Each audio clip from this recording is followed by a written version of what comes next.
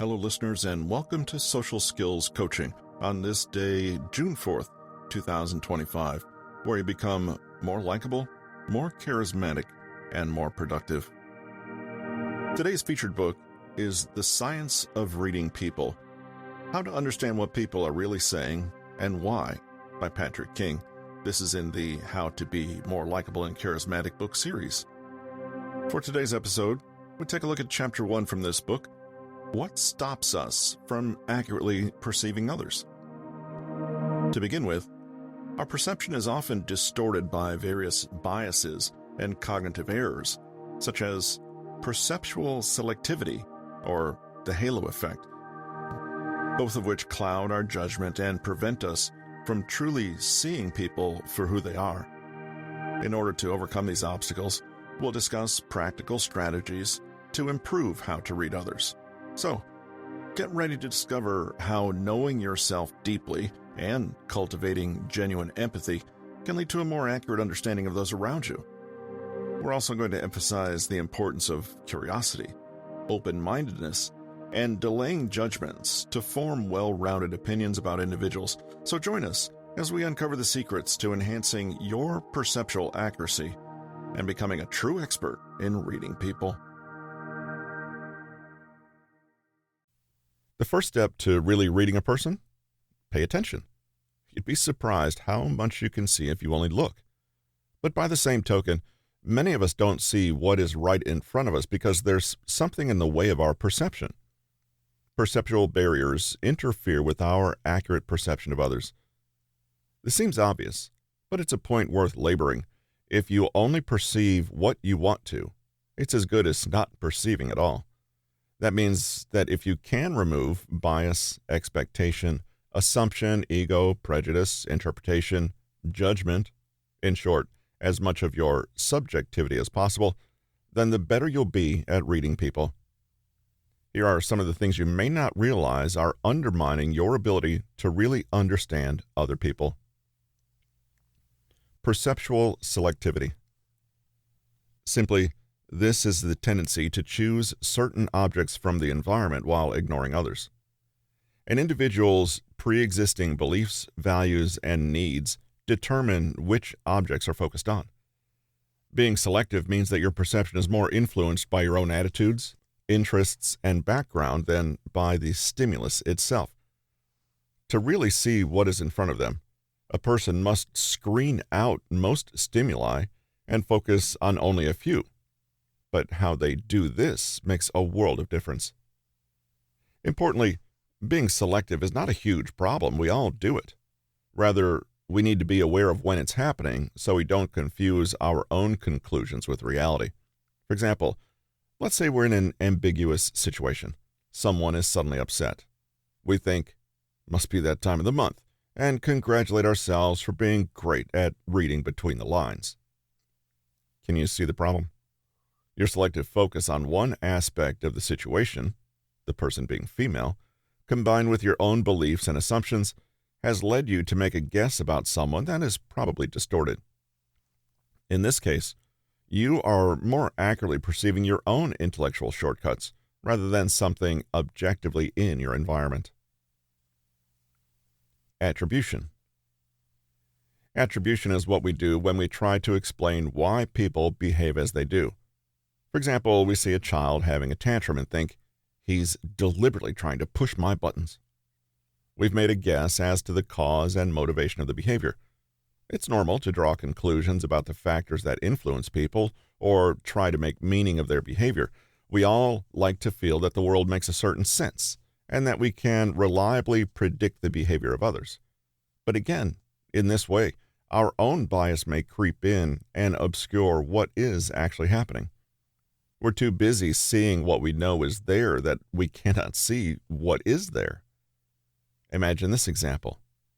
You're talking to a person from Japan. They've made a mistake, you've brought it to their attention, and now they're grinning at you and nodding furiously.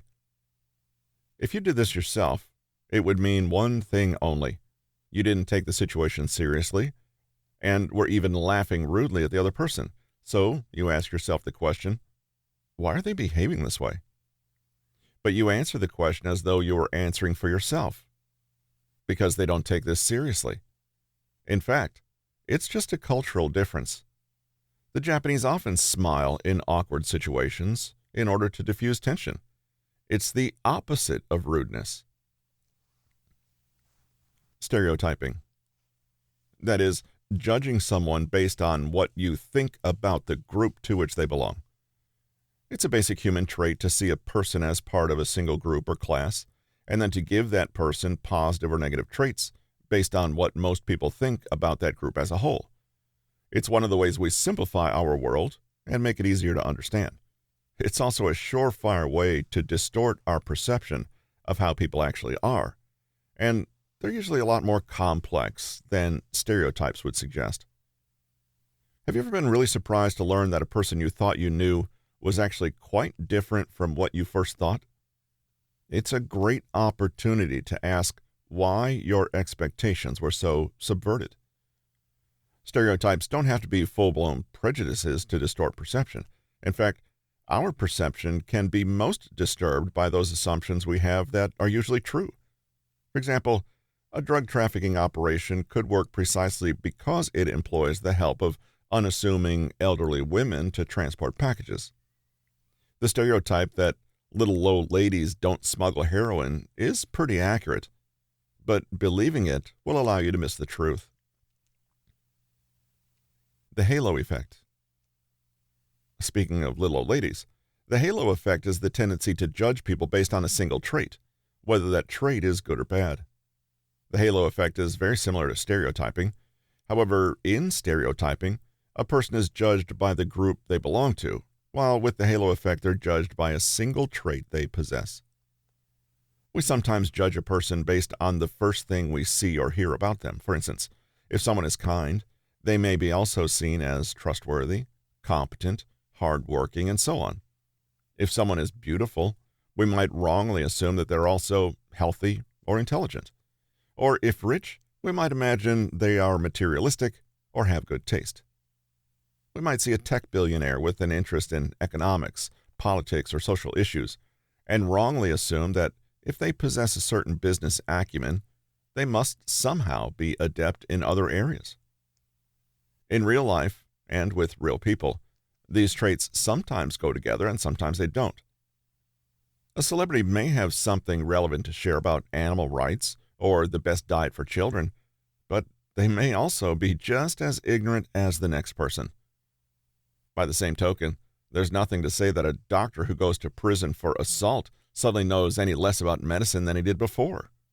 Let's call it a devil horns effect, or that people who are colorblind can't be good artists.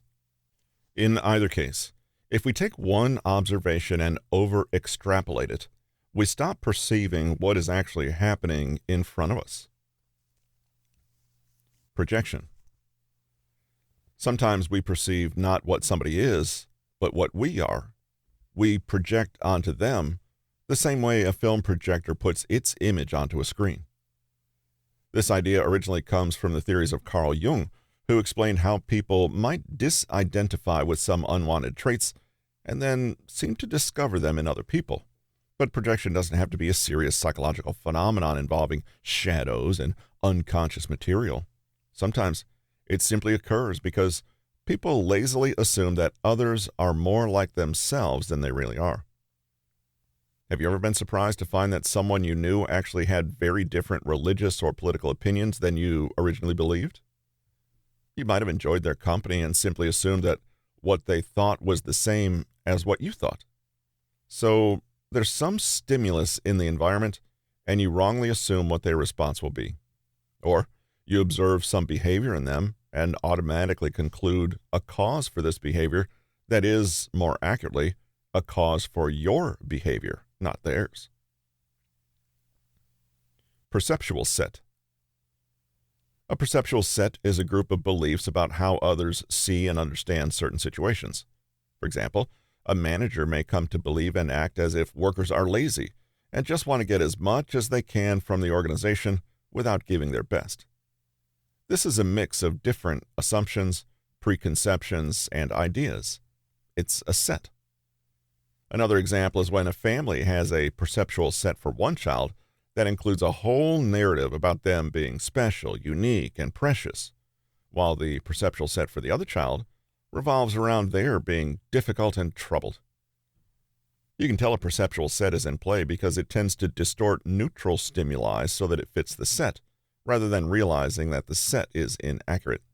For example, the black sheep described in the family above may often behave in intelligent, kind, and unexpected ways, but this behavior will be interpreted so that it always supports the pre-existing perceptual set. The parents might perceive this behavior but say, every once in a while he does stunts like this just to show off. He's always been egotistical like that. He's just looking for attention as usual. Implicit personality theory. When judging and making assumptions about other people, a person's thoughts are affected by how he thinks certain human traits are linked to each other. This is something you might never have given a second thought, but can you be sure that the rules you assume control the way personality traits cluster are actually accurate? Later we'll see that personality theories have been a perennial fascination for social theorists, psychologists, and lay people readers since time began. But an implicit personality theory is the often unexamined, unconscious, or inaccurate model of what personalities are and how they're formed. For example, hard work is often linked to being honest. People think that anyone who works hard must be honest. Have you ever made this implicit association? If someone told you that someone at work had been stealing petty cash, wouldn't you tend to suspect the lazier members of the team over the workaholics and type A people? It's because you're working with a model that assumes the traits go together. But if you examine this association, you'll see that there's no reason at all that one implies the other. If you don't believe it's possible for someone to share both traits or neither, then you stop being able to accurately perceive that person when they cross your path. Expectancy. Expectation is the tendency to see people, things, and events based on how we thought they would be in the first place. Imagine you're about to be introduced to someone you're told is a priest. You know very little about priests and have no experience with them, but you immediately start assuming things. They're stern, maybe a bit of a killjoy, upright, softly spoken, middle-aged, kind of boring, morally superior, compassionate, or perhaps they're hiding a terrible secret. When you actually meet the priest, your expectations mean you are unconsciously looking for confirmation of all this. You discount all the things that don't line up with the picture you already have in your head. The things that do line up, you focus on and even encourage. This situation is why this is sometimes also called a self-fulfilling prophecy. Let's say you believe that all priests are compassionate and non-judgmental. When you meet, you start confessing all your personal troubles. The priest sees that someone needs his attention and politely gives it. You think, see, priests are compassionate. However, if you hadn't led the priest down that path by confessing so much, you might have discovered that he would have preferred to talk about Formula One racing. Perceptual defense. One thing to consider is that we may not be able to accurately perceive people simply because what they are or what they are saying are actually too threatening to acknowledge fully. Here, threatening can encompass a broad range of ideas. It can mean subtle but culturally unacceptable ideas that your mind unconsciously chooses not to see. Have you ever noticed that some people can be very obviously gay, and yet many people around them seem oblivious to the fact? Their eyes work. It's just that they don't really want to see. It can go the other way, too. If someone is very anxious and suspicious, anything their partner does may be perceived as strange and troubling. In the first example, the defense is not to perceive fully. In the second example, the defense is to see things that aren't actually there. In both cases, the perception is not accurate. A little perceptual defense is only human, and sometimes it's necessary. For example, we don't tell little kids that it's impossible for them to become astronauts. A little modification of a harsh truth is sometimes necessary. Improving your perceptual accuracy. As you can see, one thing continually gets in the way of accurate perception: ourselves. All the above share something in common. We prioritize our idea about reality over reality itself. Anytime we do this, we undermine our powers of perception. So, how do we get better? 1. Know thyself. Knowing who you are is a powerful way to avoid perceptual distortions. It lets you know what is your stuff and what is their stuff. What values, beliefs, and blind spots do you bring to the table? To be a good people reader, you don't have to completely remove these blind spots. You just need to be honest about the fact that they're there.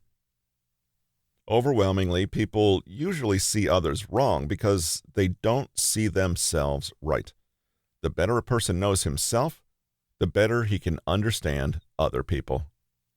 Importantly, don't just flesh out your idea of who you want to be or focus only on the good. Instead, be clear about all that other stuff too: prejudices, fears, bad habits, and so on.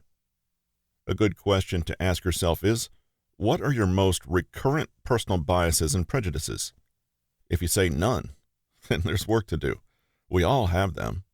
Know what yours are. For example, if you are aware that you tend to assume that everyone is less intelligent than you are, be honest about how this skews your perception. What can you routinely do to offset this tendency? 2. Cultivate empathy. We tend to think of empathy and kindness as more or less the same thing, but empathy has a perceptual and cognitive component. It means not merely caring about how others feel, but actually understanding it and being able to perceive it. After all, how can you care and be kind if you don't even know what's happening or why? Empathy is a natural trait, but it's also a skill one can develop over time with the help of a good feedback system and genuine interactions with others. Don't simply assume you are already empathetic enough. Constantly check that your perceptions about others are actually true, or else you risk becoming one of those people who crows about being an empath, but who really isn't. Something to try? Get into the habit of asking, not assuming. For example, if you're worried one day that you've offended someone, don't just take it as a given that you have. Don't just assume that your guess about their inner perception is 100% accurate. Confirm your reading of the situation by asking them. Empathy is not all about mind reading. Sometimes good old-fashioned communication leads to far more understanding. 3. Be positive. Perceptions are strongly and long-lastingly affected by how people feel. When we have a bad opinion of someone or something, our view of that person or thing will be skewed. Furthermore, if we have a bad opinion of ourselves or of life in general, that cannot help but color the way we see the person in front of us. Positive here doesn't mean rose-colored glasses, but rather a kind of gentle, curious, open-minded optimism that is secure enough to allow us to abandon our own preferences so we can more clearly see the way things really are. It's the wholesome attitude of, here's a person I know nothing about. I wonder what I'm going to learn about them. A good habit to practice? When dealing with someone you find difficult, routinely ask yourself, what's working right now? This will train you to see possibility, options, solutions, and avenues you hadn't considered. Be willing to learn. If someone says something that seems totally wrong, ask, what is right about it? Assume there's something. Ask how their perspective is enriching you. Ask what you can learn from any difference between you. Ask what potential friction could be showing you about your own limitations. 4. Postpone impression formation. People have a natural tendency to quickly form strong opinions about things or people. Just from one or two meetings, we can figure out what someone is like.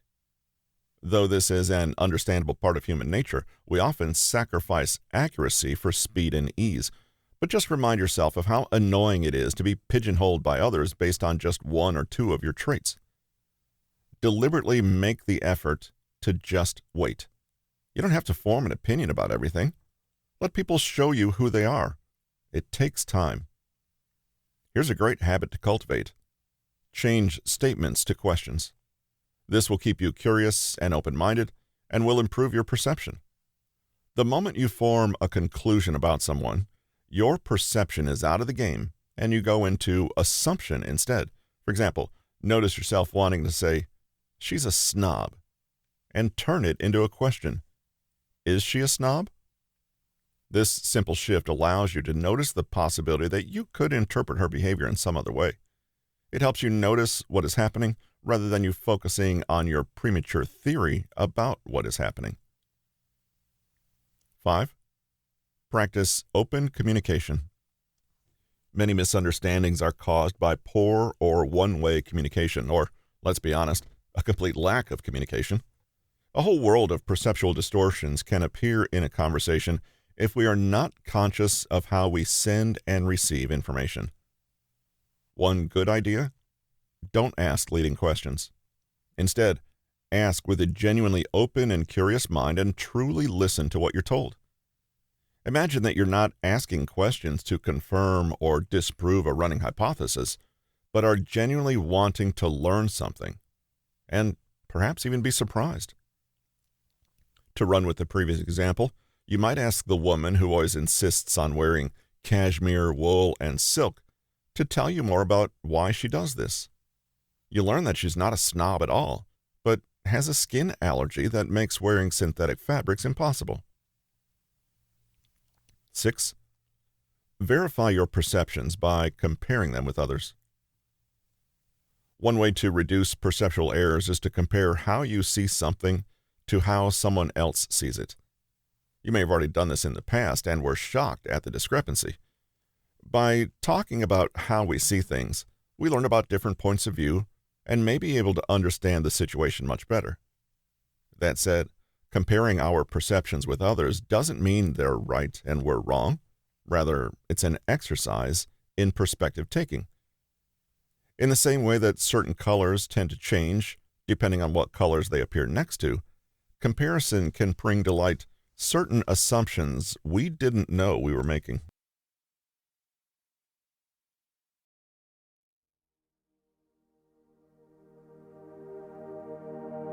And that concludes Chapter 1. Before we close, let's take a look at a summary of some of the main takeaway points from this chapter. If you can remove bias, expectation, assumption, ego, prejudice, interpretation, and judgment, the better you will be at reading people. Distortions and biases, what we think we see, can get in the way of actually seeing. These biases include perceptual selectivity, attribution errors, stereotyping, the halo effect, projection or assuming others are just like us, holding a perceptual set, using implicit personality theories, expectation, and perpetual defense that causes us to deny or distort what we're seeing if it's perceived as a threat. To improve your perceptual accuracy, work hard to know yourself, and then cultivate genuine empathy for others. Confirm your perceptions are true and compare them against others. Be curious, open-minded and non-judgmental, ask open-ended questions, and delay forming an opinion about people. Keep an open heart and mind, and always seek to see beyond the surface. Thanks for joining me on this podcast. I'll catch you next week with more insights into the human experience. Until then, let me leave you with this little slightly confusing quote from the famous poet Rumi, who said, "Sell your cleverness and buy bewilderment."